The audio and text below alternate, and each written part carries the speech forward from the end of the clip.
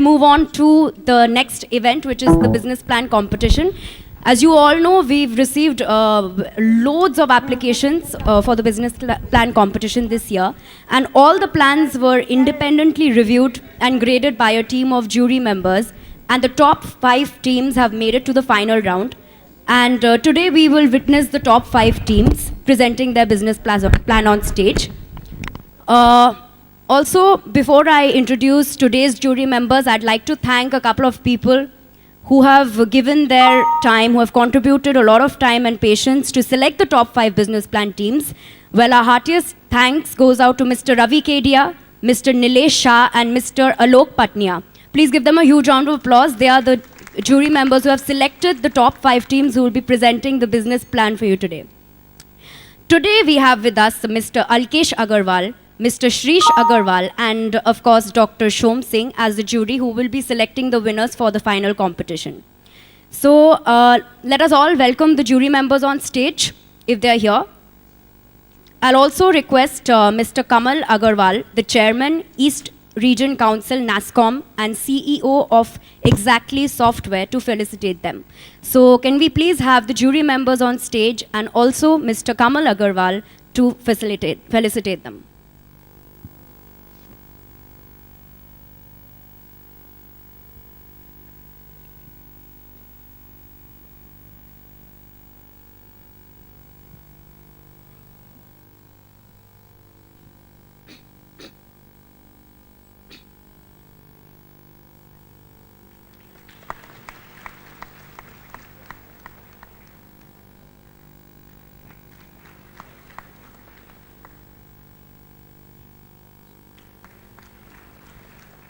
All right, thank you so much. Now moving on, something that the jury members should also know, that is each team will be getting 10 minutes to present their plan and 5 minutes thereafter for a Q&A session with the jury members. And let me also tell you that after the first 5 minutes, there will be a buzzer sound which will indicate that you have the next 5 minutes left. So let's welcome our first team. That is Team Skynet from Heritage Institute of Technology and Meghnad Shah Institute of Technology. I'm right now going to call out the names of the 5 teams, so please be ready backstage. Well, the teams that have been selected, first team, like I said, Team Skynet from Heritage Institute of Technology and Meghnad Shah Institute of Technology. Following that, we have Team DoHobby from College of Engineering and Management, Kolaghat. Following them, we have Team UpCart from Inspiria Knowledge Campus, Siliguri, and Team Innocent Bytes from IIM Calcutta. And the final team is By Loads from Inspiria Knowledge Campus, Siliguri again.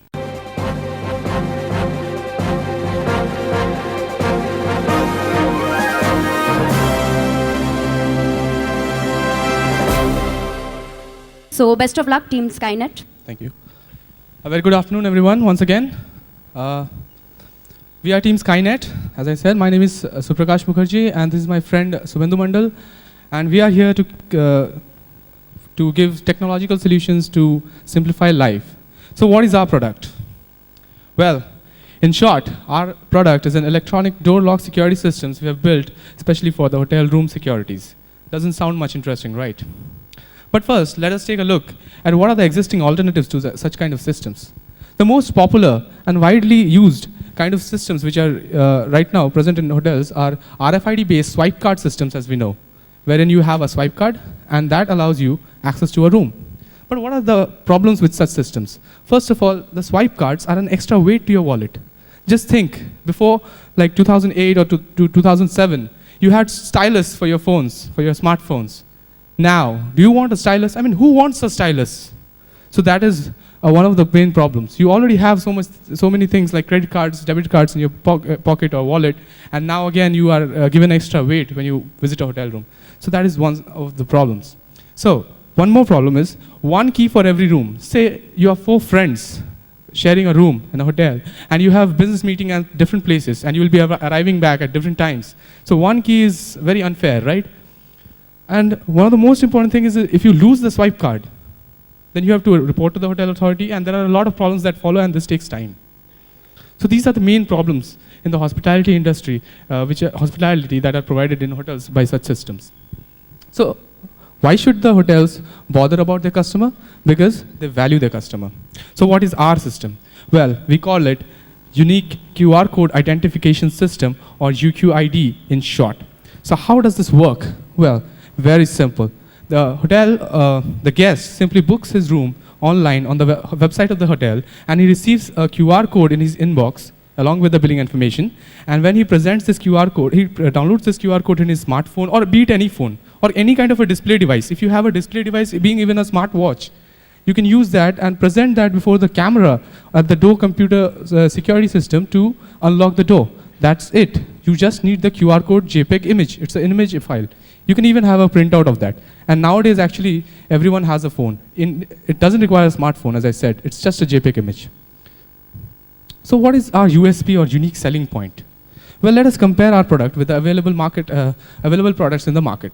The first is, how is our system different from other QR code or barcode implementing systems?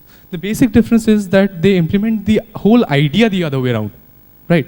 Like, what I mean to say is, we have the QR code in our end, the user's end. They have the QR code on the door, or they randomly generate a QR code on the door, and the user needs to have a scanning device connected to the internet, and that's how he gains access to the room.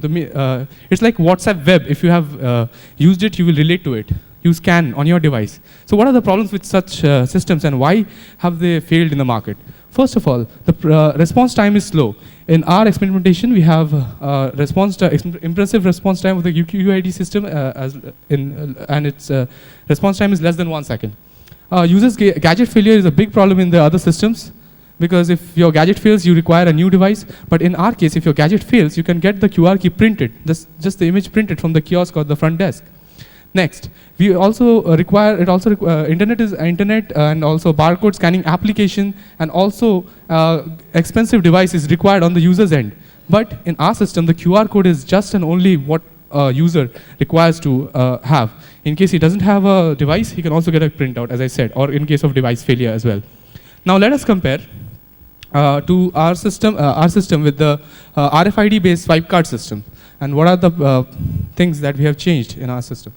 First of all, RFID cards have an extra weight, as I said, and QR codes doesn't consume any physical space. It's just going to be taking some memory, and that's also very less. In case of the loss of a swipe card, a lot of problems follow, as I said. And UQID system, if you lose the QR code, first of all, you can print in case you do not have a device, or if your gadget fails. And secondly, if you have lost your phone completely, you can download a new QR code from the email you received, or from the request a new QR code from the website itself. So you can do it all yourself. You don't have to go to the hotel authority in case you lose it. And downloading a new QR will invalidate the previous one.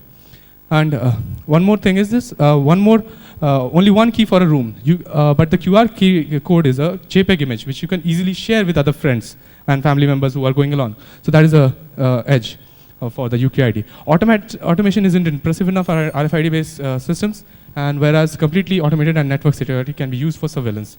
Cost of swipe cards and other costs sum up to raise the maintenance costs in RFID scanners, and maintenance cost here is less. Next, we have estimated that our market prices will be varying from 3,500 to 5,500 rupees per product, varying according to the price varies according to features, and also the profit margin varies with 1,700 to 3,000 per barrier, making a very good profit. So what is our USP?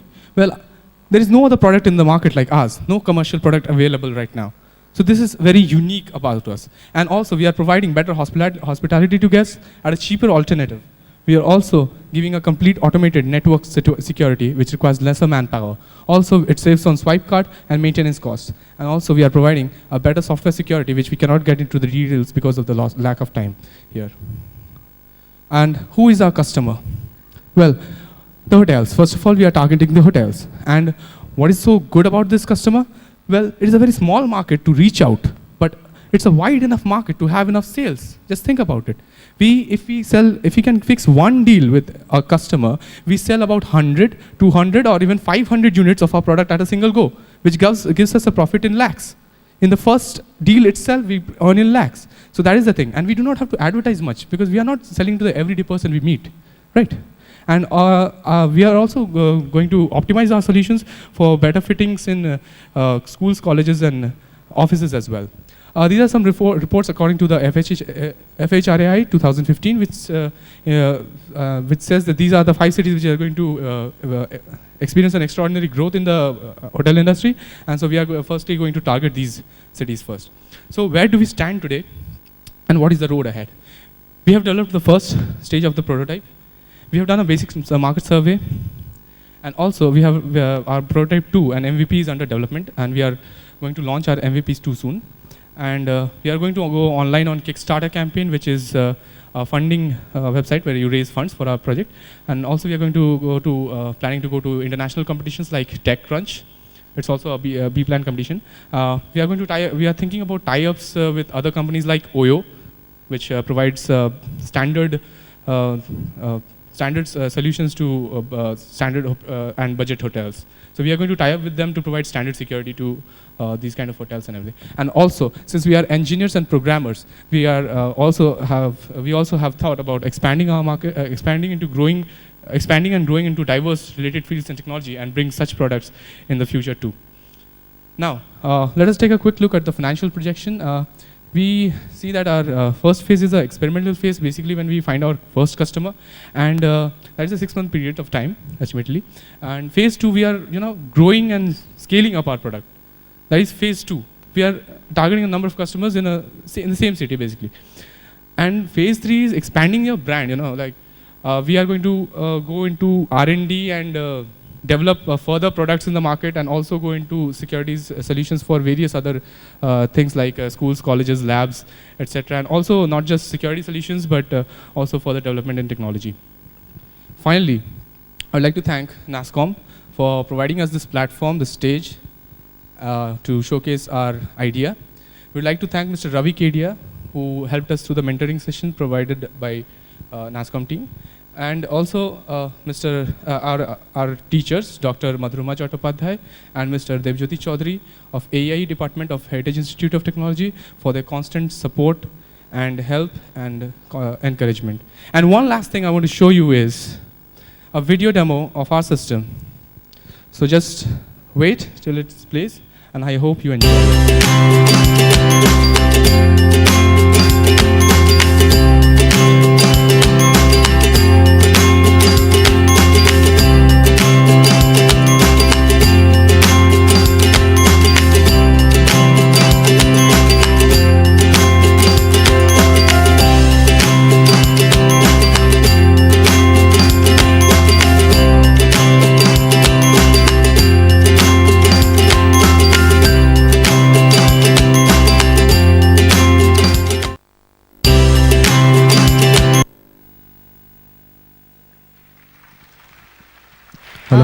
Thank you so much.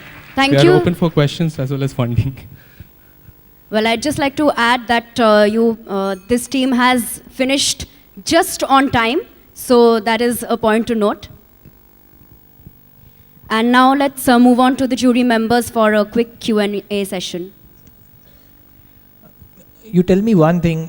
You just said that you have opted for QR code. Okay.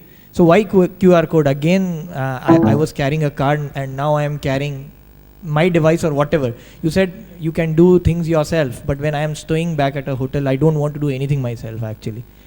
Yeah, but the problem is, like, if you lose the QR code, you have to go and report to the hotel authority, and then you have to get all this new card and all these things.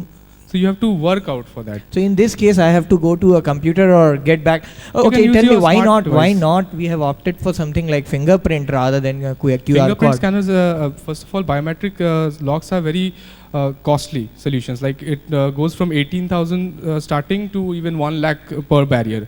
First of all is that, and mostly second thing is that again for biometric scan is a very high level of security. It's for high level. It's not very good to implement in hotel rooms. Okay. We are targeting hotels actually. We are not providing ultimate security solution. I have a very simple take on this. Yes, using this whole QR code protocol, yes, you cannot take away the fact that I as a consumer has to check into the hotel, step 1. If the process of check-in cannot be eradicated with this process that you are planning to propose, it adds no value to the hotel business or to me as a consumer. Thirdly, the whole reason there is a card system or authentication system is because there is security at every step in a hotel, from an entry to an exit. If this QR code can be shared with multiple people, you are putting this hotel and this entire industry up for threat. To me, it does not work. Ma'am, Simple. QR code, yes. One of the advantages of the QR code is that it is shareable. But also, yes, we had this. Why would I make it shareable when the hotel, the idea of having a security system is to be able to share, surveil every single user in my hotel premises, to eradicate any form of threat. If I can share it with multiple people, you're putting this entire industry up for grabs to terrorists. But ma'am, in our system, in our prototype, what we have implemented is a system like ATM transactions. Like whenever you are doing an ATM transaction, you receive a message regarding that transaction. So in this case also, whenever you are checking into the hotel, Wouldn't it be much easier if I could do fingerprint authentication when I walked into the hotel? Ma'am, we showed that fingerprint authentication is much higher. It costs much higher. I said. Would I choose cost or security? If I have to do away with cost of what? Here the cost is, the question is, you have not talked about any numbers. So the market of 3D authentication or the RFID authentication in a hotel is about close to $13 billion, okay? If the hotel is to do away with this $13 billion, what kind of a cost commodity association are we talking about? Secondly, as a user, I really don't care. Right? If I get a QR code or not, I would still have to check into the hotel, provide my ID card, do the entire security process. So in that, if I you do still not get have to carry an extra hardware with you. the hardware is given to the hardware is given to me. So it's like this: you're saying how payments, the payment card system or the UDI system is talking about eradicating the complete wallet. Yes. You're saying you're eradicating that. That is ease of lifestyle. This is at the cost of security. Thank you. Anyways, congratulations to you guys for putting this up, and appreciate it. Thank you. Well, thank you so much, jury members. Well, Team Skynet definitely has a lot to think about. Next up, we have Team DoHobby from College of Engineering and Management, Kolaghat. Over to you. Okay, so I'm Shaprativ, and presentation. Can anybody set the presentation, please?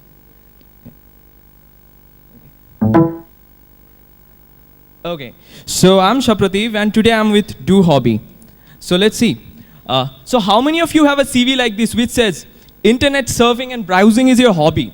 Really? What can you do, what crazy things do you do with internet surfing? What kind of a hobby is that? Really? Trust me, and this is one of a real CV of one of my friend. So let's see.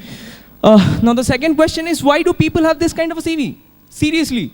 Now, to be brief, so this friend of mine had actually plays amazing guitar, but Hawaiian guitar. So he is not much interested in the Hawaiian guitar, so he didn't put that on the CV. Now, why is this happening? So I tried to find out that.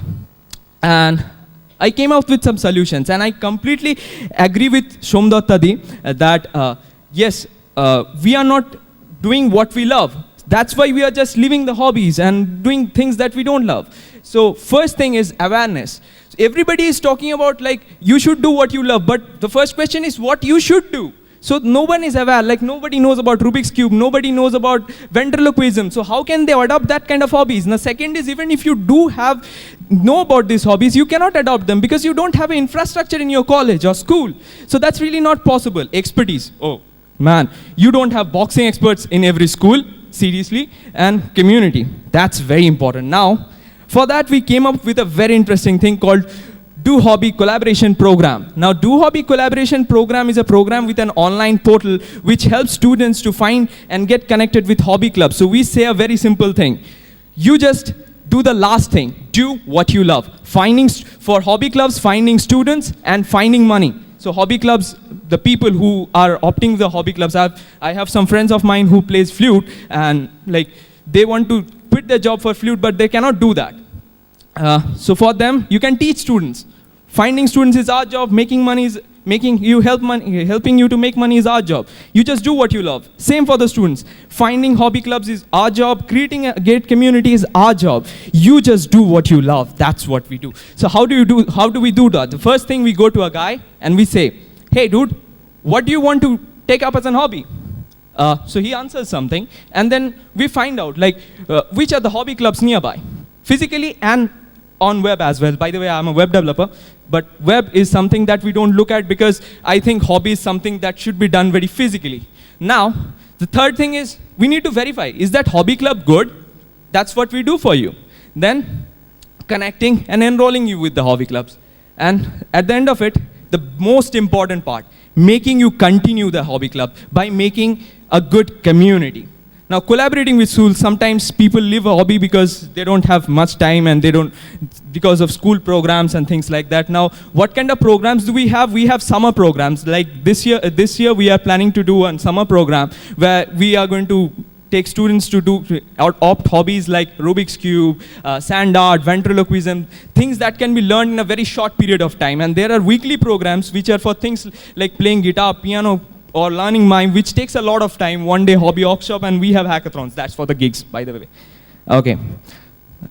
Okay. So what's our revenue model? Very simple. We take 15% of what you're charging from the hobby clubs. And if the hobby club isn't charging anything from you, we don't charge anything. That's it. That's totally free. If you are not charging anything, then we don't charge you anything. Now, what about the market? Well, the market is very fragmented. Nobody has done anything on this before. So I did a very interesting survey. Now I tried to find out like who the people who are trying to find in Google guitar training. 1 million people in India is actually trying to find out guitar training. In West Bengal, that's 70,000, and in Kolkata itself, there is nearly 40,000. So people are really willing to take up interesting things. So that's a market only for guitar training. Leave everything else. Leave everything else. Think about how big it is, how big the scale can be. Now, if at the average guitar training cost is around 500 rupees, and so if that's the cost, then we get 500 million revenue just from guitar if we have sole market. By the way, we won't have that, and 15% of it is a huge number. Just look at the number. Whoa, I can't even say that. No, okay. Market. Okay, so do we have any competition? Yes. Let's see. So, web-driven and, okay. So, web-driven and operate physically.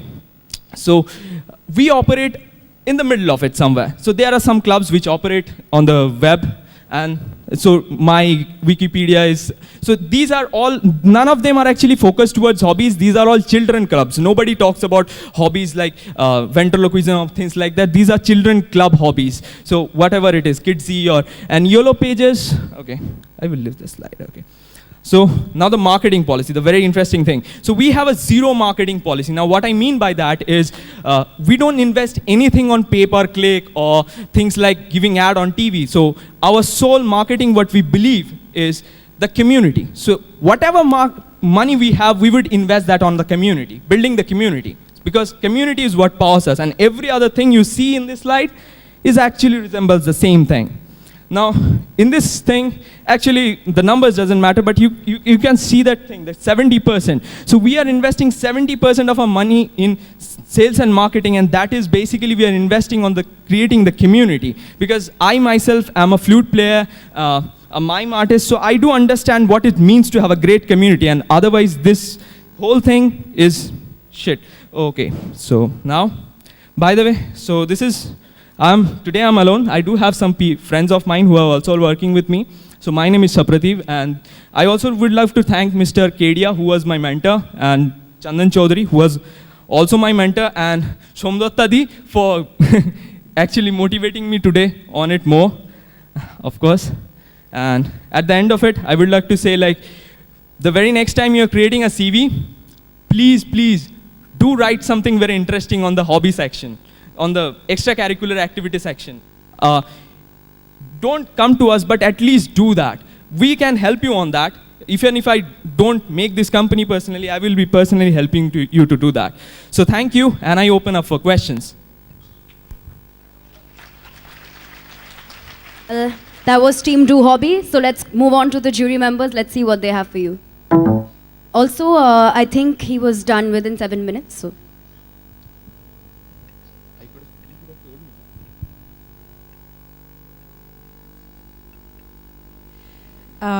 Well, firstly, I think you have a lot of energy. And while that's an amazing thing, but it also needs to be contained, right? Contained energy is very important. The most important part of being an entrepreneur is being calm, right? Otherwise, it's okay. It's at your age, it's fine.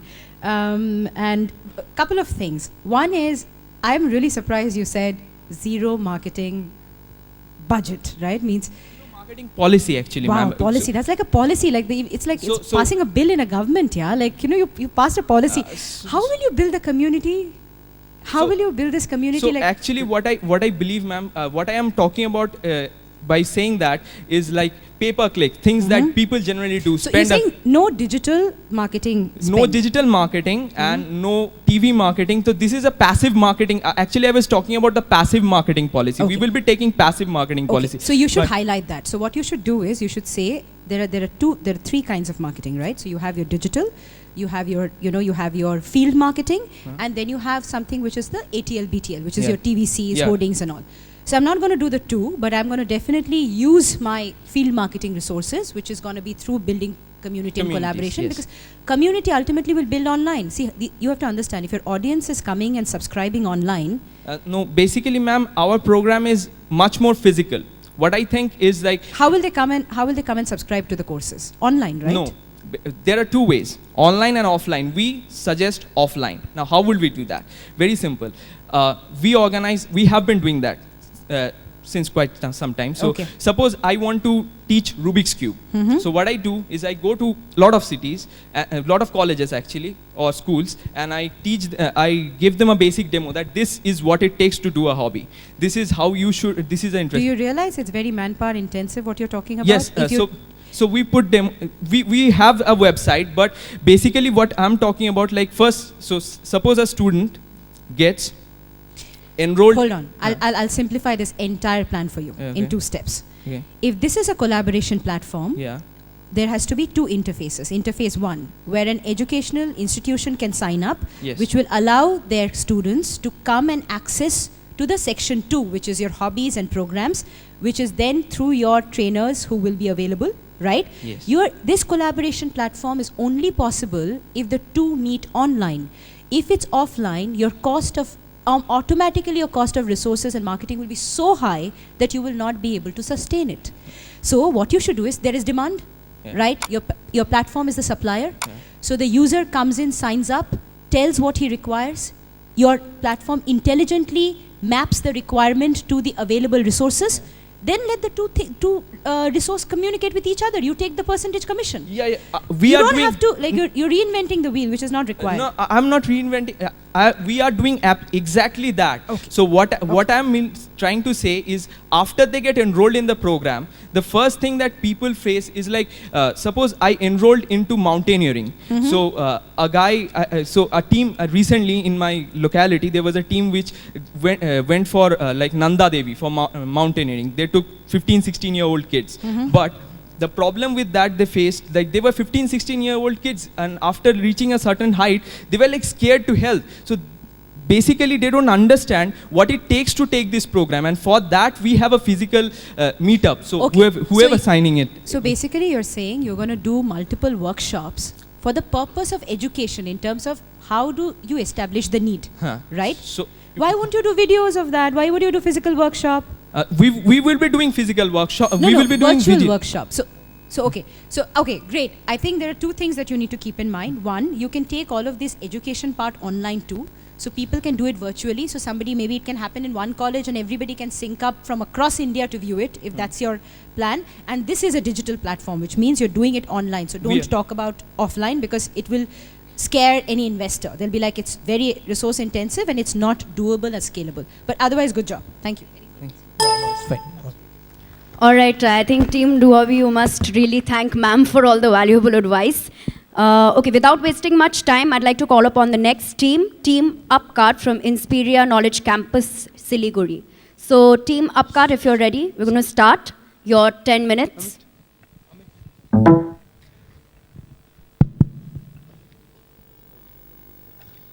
A very good afternoon to all the judges, our well-wishers. Today we, the members of Team UpCart, stand before you all to present our plan. Before presenting our plan, I'd like to share an experience of mine. One day I was sitting back at my home with my mom. Soon after, luggage arrived. She said me, "Beta, niche jaake se please le aao." I said, "Okay mom, just a sec." I went, wearing up, I went down. I saw the luggage, it was cool enough. I pulled it up. Okay, I walked a bit. It was quite heavy, I pulled it down. Again I pulled it up, I went it up.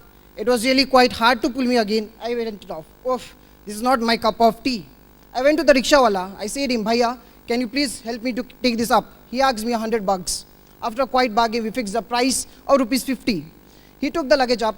After that, my mom asked, "Beta, aapne kaha tha aap leke aoge. Why this rickshawala is bringing this luggage?" I said, "Mom, this was not my cup of tea, especially to carry this luggages in the fleet of stairs."